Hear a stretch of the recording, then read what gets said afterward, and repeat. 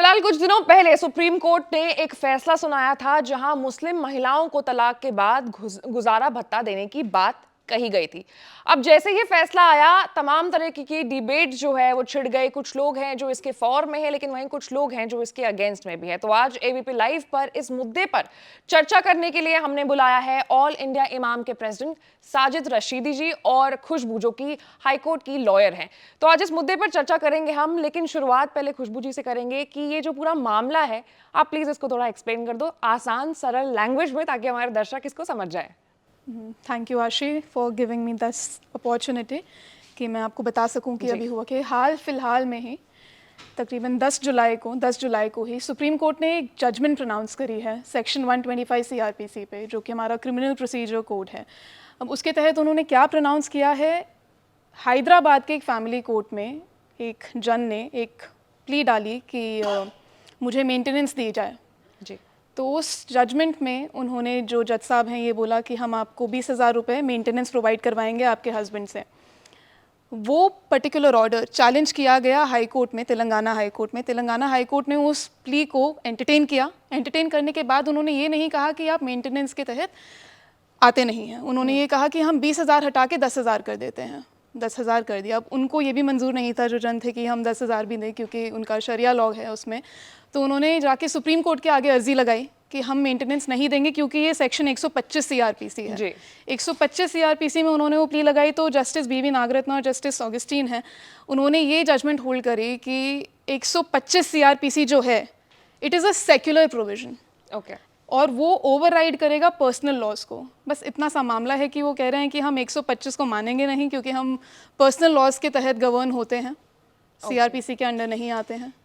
तो सर, मैं आपके तरफ फिर इस सवाल के बाद आना चाहूंगी कि आपके तरफ से ये जो पूरा फैसला है, वो उसको आप किस नज़रिए से देख रहे हो? देखिए, एक तो मैं आपको पहले बता दूं कि सुप्रीम कोर्ट है या हाई कोर्ट है, जो भी कोर्ट हैं, जो जजमेंट देते हैं, ऐसा नहीं है कि वो पत्थर की लकीर होती है, उसके बाद कुछ नहीं हो सकता। उसके बाद रिव्यू पिटिशन का हक सभी को है, चाहे वो सुप्रीम कोर्ट में हो या हाई कोर्ट में हो। मुस्लिम पर्सनल लॉ बोर्ड ने भी रिव्यू पिटिशन के लिए इसीलिए कहा है क्योंकि ये मेरा संवैधानिक अधिकार है, और वो संवैधानिक अधिकार और एक जो उससे भी पहले संवैधानिक अधिकार है, उसको मिलाकर ये बातें हुई हैं। क्योंकि हमारे देश के संविधान ने मुसलमानों को अपने पर्सनल लॉज में 3 चीज़ों को ख़ास तौर से अमल करने के लिए अनुमति दी है। क्या संविधान ने कहा है, एक है निकाह, एक है तलाक, एक है वरासत। वरासत मीन्स जब आदमी मर जाता है उसकी जायदाद कैसे बटेगी, ये मुस्लिम पर्सनल लॉज के ऊपर छोड़ दिया संविधान ने कि आप अपनी शरीयत के हिसाब से इसको कर सकते हो। जब ये तीनों अधिकार संविधान ने हमें दे दिए हमारे पर्सनल लॉज के अकॉर्डिंग, इस्लाम के पर्सनल लॉज के अकॉर्डिंग, तो फिर इस पर बाकायदा कोर्ट में जाना और कोर्ट का इसको एंटरटेन करना और इस पर कोई फैसला सुनाना, मैं समझता हूँ ठीक है, उन्होंने किताबें पढ़ी हैं, वो संविधान कानून के जानकार हैं। एक जो किताब में उन्होंने पढ़ा उसको पढ़कर एक जजमेंट उन्होंने दे दिया। लेकिन मैं समझता हूँ कि ऐसे कानून, ऐसे किसी भी उसको एंटरटेन करते हुए, सबसे पहले होता क्या था पहले वक्तों में कि जब भी कोई इस तरह का मसला आता था तो जो मुस्लिम विद्वान होते थे उनसे एक राय ली जाती थी, अब इसमें क्या करना है।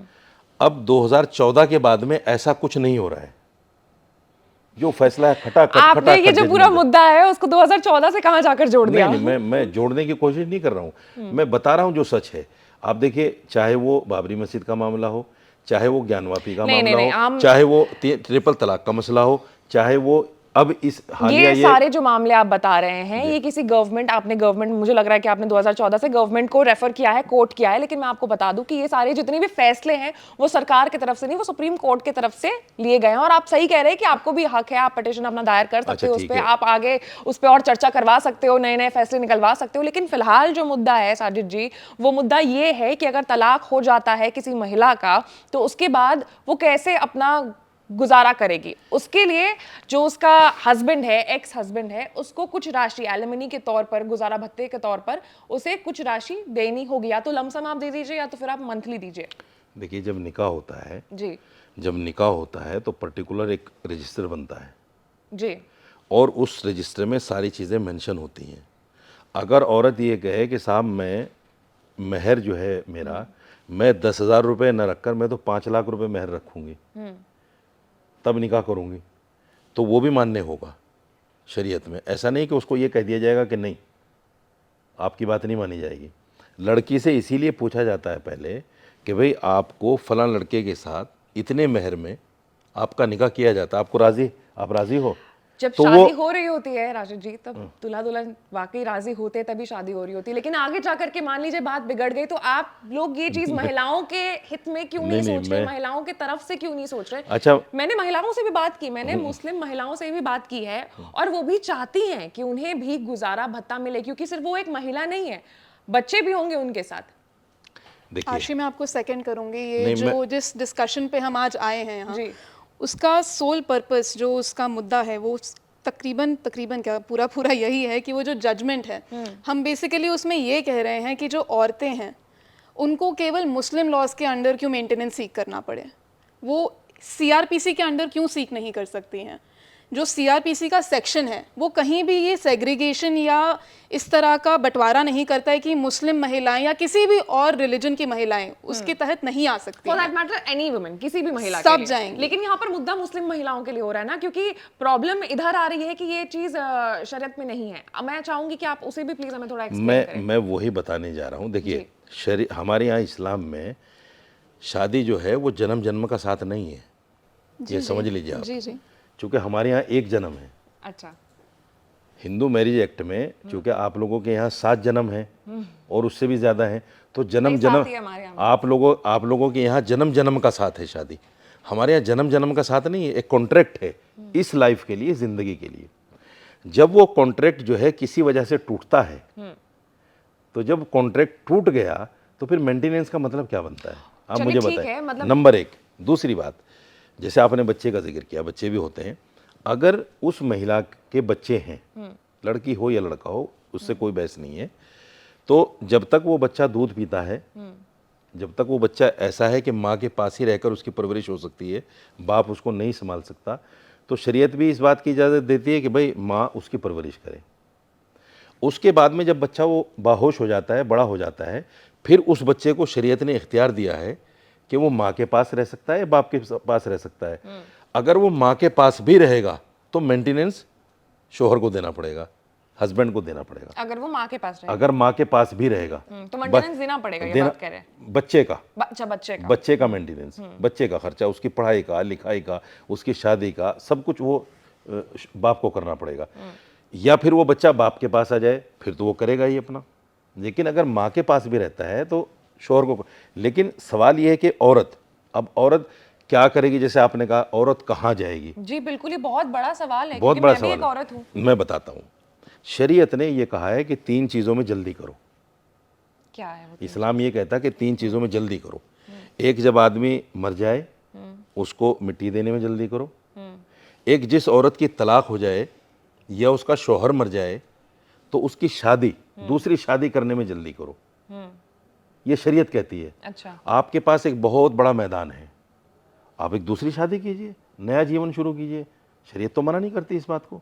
जिससे आप शादी करेंगी वो आपका खर्चा उठाएगा। वो तो बिल्कुल उठाएगा। अगर तो वो शादी पहला ही महिला क्यों? कर लेती है, अगर वो महिला शादी कर लेती है, तब तो वाकई जो उसका दूसरा पति है, दूसरा हस्बैंड है, वही उसके खर्च उठाएगा। लेकिन in between of the time उसको शादी हो सकता है कि 1 साल बाद हुई, 2 साल बाद हुई, 5 साल बाद हुई, 10 साल बाद हुई। इसका कोई एज, मतलब टाइम डिफाइंड तो नहीं है ना, ये समय तो कितना भी लंबा हो सकता है। ठीक है। उस पीरियड ऑफ टाइम पर आप एग्जाम्पल के तौर पर ले लीजिए कि किसी महिला का किसी महिला की शादी होती है, फिर बाद में उसका तलाक हो जाता है और उसके मायके वाले में से कोई है नहीं, वो लड़की खुद भी कुछ नहीं करती है। उस पॉइंट ऑफ टाइम पर वो लड़की कहाँ जाएगी? क्या हो, कौन बनेगा उसका सहारा? देखिए, 2 चीज़ें हैं।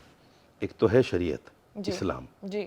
इस्लाम तो ये कहता है कि उसका कोई हिस्सा अब शोहर के उसमें नहीं है। ये एक है समाज। एक है समाज। सामाजिक रूप से, इंसानियत की रूप से, अगर मैं चाहूँ कि मैंने जिस औरत को छोड़ा है उस औरत का कोई गुजर बसर नहीं है, तो सामाजिक रूप से, इंसानी के रूप से जो है उस शोहर को उसका कुछ गुजारा भत्ता करना चाहिए, सामाजिक रूप से, इंसानियत के नाते। अच्छा, शरीयत में नहीं, शरीयत में लेकिन हम बात बिल्कुल तो नहीं। अल्टीमेटली वही कर रहे हैं ना सर। आप ये चीज समझ नहीं, रहे वो हो? कहाँ है? इंसानियत के नाम पर तो बहुत सारी चीजें हो रही हैं, वो करनी भी चाहिए हमें, लेकिन हम बात तो शरीयत पे कर रहे हैं ना, क्योंकि आप ऑब्जेक्शन भी तो शरीयत के ऊपर ही उठा रहे हो ना। नहीं, नहीं। उसका ही सहारा लेकर उठा रहे हो ना। देखिए- आप ये कह रहे हो कि हमारा अलग नियम कानून है, सुप्रीम कोर्ट ने जो भी बात कही हम उसको नहीं मानेंगे। जो चीज़ मैं कह रहा हूँ जी। ये संविधान में कोडेड है कि मुसलमान अपनी इन 3 चीज़ों को अपनी शरीयत के हिसाब से कर सकता है, तो मैं उसी को तो कर रहा हूँ जो संविधान में मुझे अधिकार दिया है, उसके अलावा तो मैं कुछ कर ही नहीं रहा हूँ। सर, संविधान में एक राइट ये भी है हाँ। कि हम रिलीजन के बेसिस पे कोई डिस्क्रिमिनेशन नहीं करेंगे। अब इसका क्या जवाब नहीं, दें? नहीं, अगर हम नहीं, एक मिनट, मैं आप मुझे जरा मैं कंप्लीट आपकी- करने दें, बस एक सेकंड। बताइए। अगर मैं ये कहूँ कि मैं मुसलमान हूँ, ठीक है। सॉरी, मैं मुसलमान हूँ, तो मेरे पास ये डिस्क्रिमिनेशन क्यों आ रहा है कि मैं इस एक्ट के या इस सेक्शन के अंडर नहीं जा सकती हूँ? वो कॉन्स्टिट्यूशन है, कॉन्स्टिट्यूशन है। आपने शुरुआत में ये बात करी कि हमारा ये संवैधानिक अधिकार है कि हम रिव्यू पेटिशन डालें, ठीक है? ठीक तो है। संवैधानिक अधिकार उस महिला का भी तो है कि वो बिना अपने धर्म पे जाए 125 के अंडर वो मेंटेनेंस, गुजारा भत्ता जो आप कह रहे हैं वो ले, उसकी राइट बनती है। बहुत लोग करते हैं ऐसा। तो फिर इस पे ऑब्जेक्शन। जो औरतें शरीयत पर अमल नहीं करती, जी, इस्लाम को नहीं मानती पूरे तरीके से, वो जाती है कोर्ट, वो लेती हैं गुजारा भत्ता। हजारों केस मेरे सामने भी हैं। तो क्या फिर फाइनली उन्हें मिलता है गुजारा भत्ता? बिल्कुल मिलता है तो कोर्ट जब से। अगर मिल रहा है तो फिर आप लोग फॉर वो इस्लाम के सेटलमेंट नहीं, वो इस्लाम के अकॉर्डिंग नहीं है। मैं फिर कहता हूँ आपसे, एक है इस्लाम के अकॉर्डिंग चलना, धर्म के आधार पर चलना, एक है जो हमारा हिंदुस्तान का कानून है उसके हिसाब से चलना। अगर चूंकि हमारा ये देश जमहूरी मुल्क है, सेकुलर देश है, इसका एक संविधान है, अगर उस संविधान में किसी हिंदू औरत को ये अधिकार है कि वो कोर्ट जाए, तो मुस्लिम औरत को भी अधिकार है कि वो कोर्ट जाए।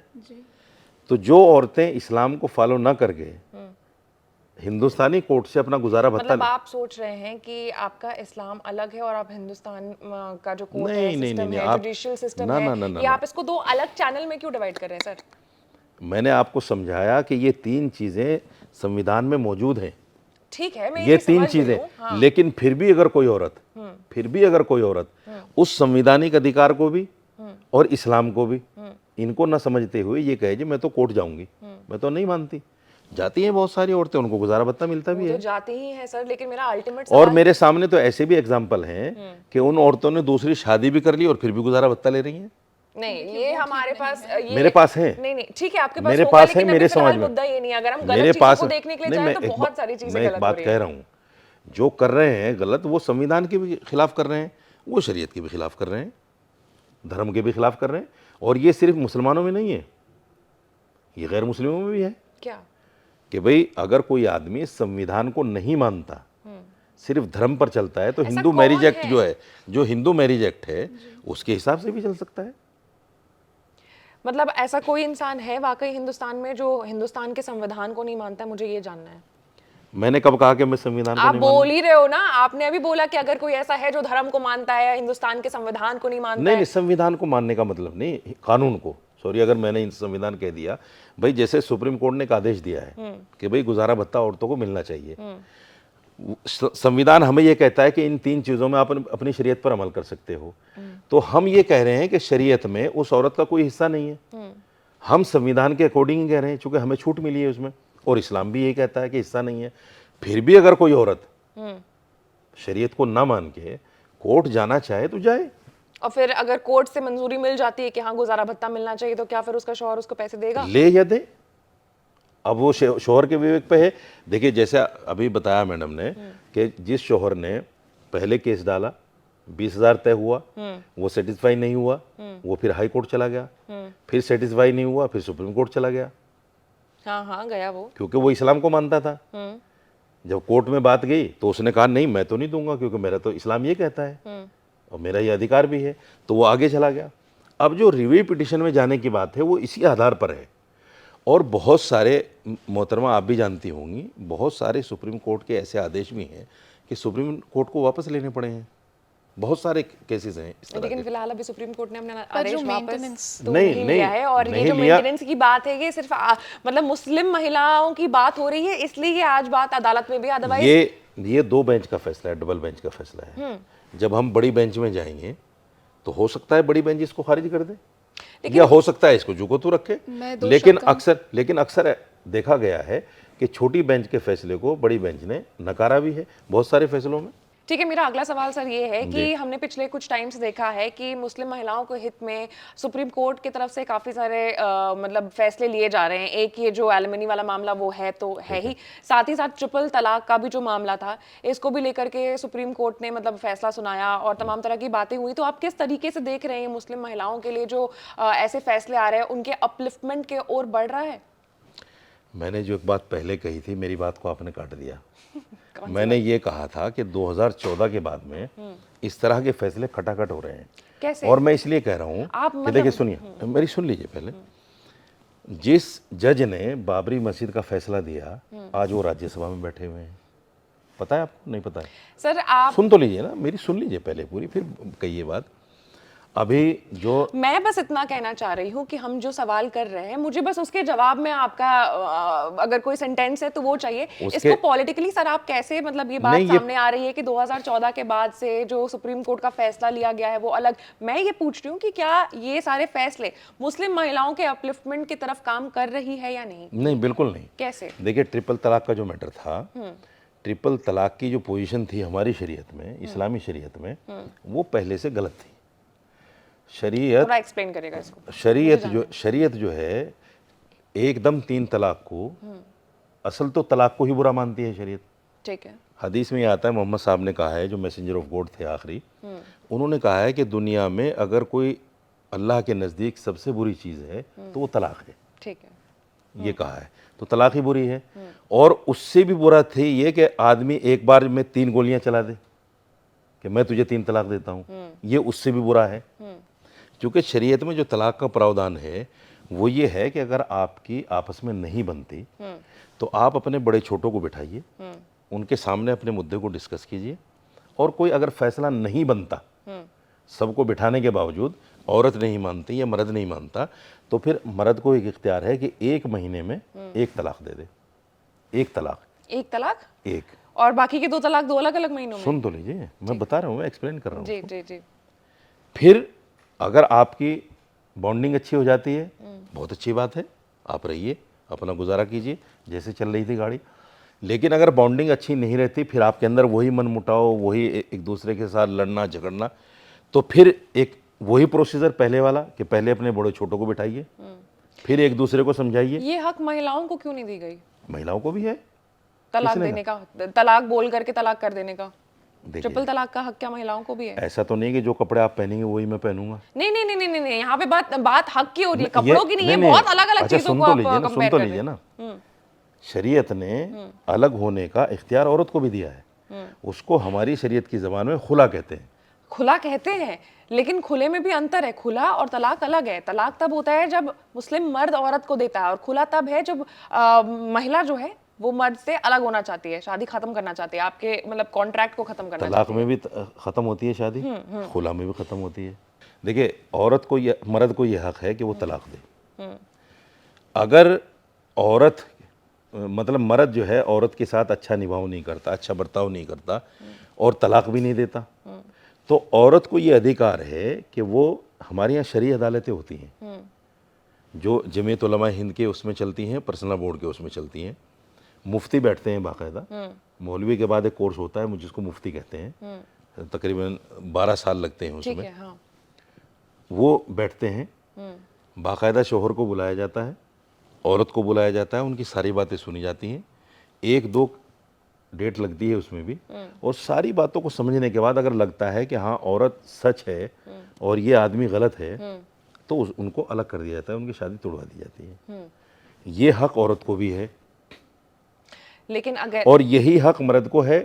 3 महीने का जो प्रोसीजर है, आप देख रहे हो, आप खुद देख रहे हो, ये 3 महीने का प्रोसीजर, हर महीने 1 तलाक, हर महीने 1 तलाक, और औरत के लिए इतने सारे लोग आएंगे, बैठेंगे, फिर चर्चा होगी, फिर खुला होगा। आप खुद देख रहे हो कि किस हिसाब से इसमें औरत को सप्रेस किया जा रहा है। फिर यहाँ पे एलिमनी की भी जब बात आई, मैंने लोगों से बात करी सर, मैं गई थी, लोगों से मैंने बात करी, और वो जिस हिसाब से उनका एटीट्यूड था टुवर्ड्स दिस कॉन्वर्सेशन कि एलिमनी मिलनी चाहिए कि नहीं मिलनी चाहिए, वो बहुत एग्रेसिव था। वो कह रहे थे कि हम एक फूटी कौड़ी नहीं देंगे, वो गई तो गई। यह तो आप मेरी बात समझ नहीं रही हैं, मैं समझा नहीं पा रहा हूँ। नहीं, मैं आपकी बात बिल्कुल समझ रही हूँ सर। जिस तरह औरत के मामले में मुफ्ती बैठते हैं जी, इसी तरह मैंने कहा कि तलाक के मामले में भी बड़े छोटे बैठे हैं। यही मैं बात कह मैंने कहा दोनों से प्रोसीजर सेम है, ठीक है। प्रोसीजर दोनों का सेम है, दोनों का प्रोसीजर अलग होने का है। औरत के इख्तियार में भी है, मर्द के इख्तियार में भी है।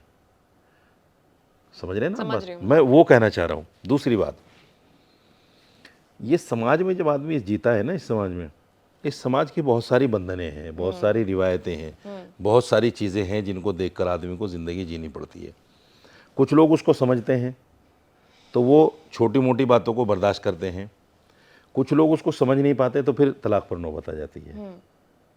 जो लोग नहीं समझते वही वहाँ पहुँचते हैं तलाक पर या खुला पर।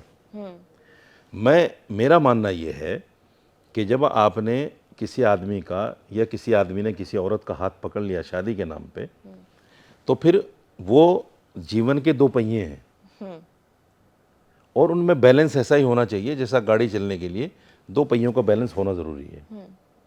बिल्कुल, ये तो कुछ बातें औरत की भी आपको माननी पड़ेंगी और कुछ बातें औरत को भी मर्द की माननी पड़ेंगी, तब जाके चलेगा। अगर मैं कहूँ जी मैं तो सुपीरियर हूँ, मैं तो आदमी हूँ, मैं तो बाहर से कमा के लाता हूँ, इसकी हैसियत क्या है, तो ये नहीं चलेगा। शरीयत भी कहती है इस बात को, ठीक है। ऐसा नहीं है। देखिए, एक बहुत बड़ी बात मैं कह रहा हूँ आपके चैनल पे, हमारे यहाँ शरीयत ने औरत को कितनी छूट दी है। कितनी छूट दी है बताइए। अगर औरत बच्चा पैदा करने के बाद ये कहे मैं इसको दूध नहीं पिलाऊंगी, तो शरीयत ये नहीं कहती कि नहीं तुम दूध पिलाओगे। चलिए सर, आपने अब सुनी ये ये बात? अलग अच्छा, एक सुनिए मुद्दा, बात आपने। हाँ। आपने ये सुनी बात कभी? सुनी? ये शरीयत है। इस्लाम ने औरत को जब जिंदगी दी जब उसको जिंदा ज़मीन में गाड़ दिया जाता था 1400 साल पहले, जब मोहम्मद साहब आए। उस वक्त का रिवाज ये था, आप पढ़िए पुरानी तारीख को, कि बच्ची जिसके यहाँ पैदा हो जाती थी वो उसको जिंदा ज़मीन में गाड़ देता था, मारता नहीं था, चलिए, जिंदा मतलब ज़मीन। मैं एक चीज समझ पा रही हूँ कि आप इस चीज की वकालत कर 30 रहे हैं कि 30 सेकंड दीजिए। शरीयत ने, मोहम्मद साहब ने कहा, इस्लाम ने कहा कि ये औरत जिसको तुम जिंदा गाड़ रहे हो ये तुम्हारे लिए जन्नत है। अगर तुम्हारे यहाँ बेटी पैदा हो जाए, एक बेटी, और तुम उसकी परवरिश करो और टाइम पर उसकी शादी कर दो, तो तुम्हारे लिए जन्नत वाजिब हो जाएगी। बिल्कुल। और फिर मोहम्मद साहब ने एक और बात कही कि यही औरत जब तुम्हारी माँ बनती है तो इसके कदमों के नीचे जन्नत है अगर इसकी सेवा कर लोगे। चलिए, मतलब मैं समझ रही हूँ कि आप इस चीज की वकालत कर रहे हो कि शरीयत में महिलाओं के लिए बहुत सारी ऐसी मैं चीज़ उसका है। जवाब दे रहा हूँ। जो लोग कहते हैं कि इस्लाम में Upliftment- डिस्क्रिमिनेशन होता है नहीं, औरत इस्लाम का, में डिस्क्रिमिनेशन हो रहा है ये हमने नहीं कहा नहीं, है लोग अभी कहते तक। हैं, हम लोग बस कहते हैं। आपसे चीजों को समझना चाह रहे थे कि ये जो एलिमनी के मामले में मुस्लिम लॉ बोर्ड की तरफ से तमाम तरीके के धर्म गुरुओं की तरफ से जो ऑब्जेक्शन लगाई जा रही थी वो एक्चुअली ऑब्जेक्शन है क्यों, और अगर हम गुजारा भत्ता देते हैं महिलाओं को तो उसमें प्रॉब्लम क्यों है। और ये एक एंडलेस टॉपिक है। मुझे लगता है कि साजिद जी, आपने जो जितने सारे पॉइंट्स भी रखे हैं, आई एम श्योर मैडम ने भी अपना लीगली जो भी है पूरा मुद्दा समझाया, लेकिन इसमें और जो डिस्कशन है वो और कैरी फॉरवर्ड होता रहेगा। बिल्कुल। लेकिन समझने के लिए जो पूरा मुद्दा था ये काफी है कि हमने लीगली भी इस मामले को समझा कि गुजारा भत्ता किसको कब और क्यों मिलेगा, क्या है सुप्रीम कोर्ट ने अपने फैसले में सुप्रीम कोर्ट ने क्या समझाया था, और मुस्लिम लॉ बोर्ड और धर्म गुरुओं की क्या स्टैंड है इस पूरे मामले पर, ये भी हमने समझा। ऐसे तमाम बड़े खबरों से अपडेटेड रहने के लिए आपको एबीपी लाइव को लाइक, सब्सक्राइब और शेयर करना होगा। मैं थी आपके साथ आशीष सिंह आनंद। For exclusive and insightful videos, subscribe to our new channel ABP Live Premium.